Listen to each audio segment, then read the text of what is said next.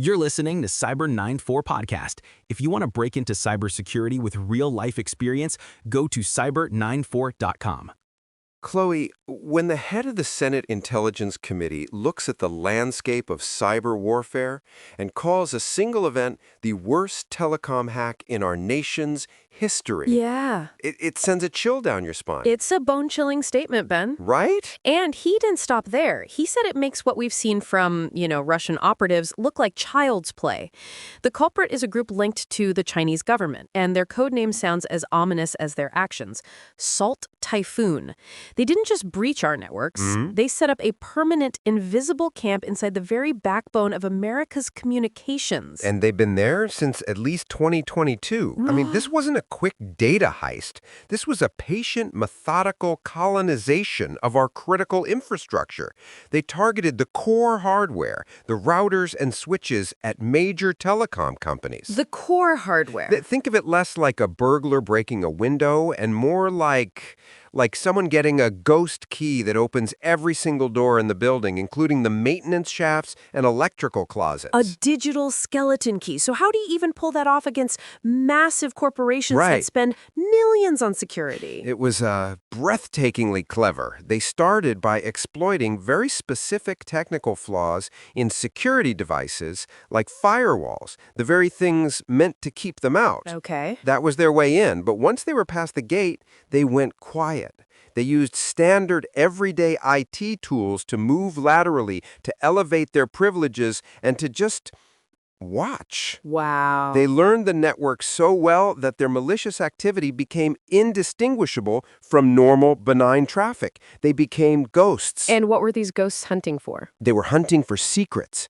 The FBI says Salt Typhoon vacuumed up massive amounts of metadata. Right. That's the who, when, and where of our phone calls and text messages. And in some cases, they got it all, the actual content of conversations. Oh, man. But Chloe, that's not even the part that keeps me up at night. It gets worse than having your calls and texts read by a foreign adversary? It gets so much worse. The crown jewel of this attack, the absolute nightmare scenario, is that they breached the law enforcement portals. No. These are the highly secured, purpose-built backdoors that telecoms provide to agencies like the FBI and NSA.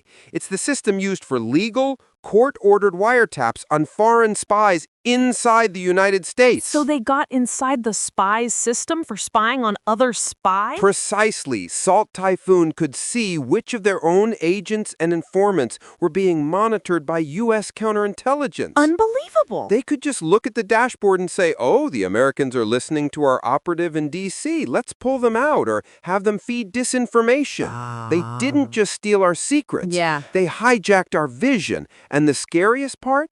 Officials have admitted they haven't been able to fully eradicate them. What? Even after all this time, the ghosts are likely still in the machine. This is horrifying. And the official advice from our top security agencies is to use strong passwords? It feels inadequate, doesn't it? Yeah. The guidance is to implement basic cyber hygiene. And while it's essential, it highlights the real uncomfortable truth that this happened because many of these large, complex organizations, they failed to secure their incredibly complex systems. The FCC is now threatening fines, Right. but it's a little late. But there's a profound, almost tragic irony here.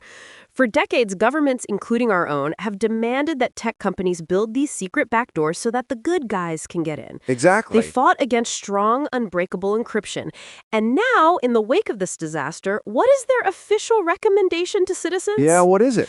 Use end-to-end encrypted services like Signal or FaceTime, the very technology they tried to weaken. It's the ultimate catastrophic validation of what security experts have been screaming for 30 years. There's no such thing as a backdoor that only the good guys can use. Exactly. Salt Typhoon just kicked that door down for the entire world to see. Now, here's a question we'd like you to think about.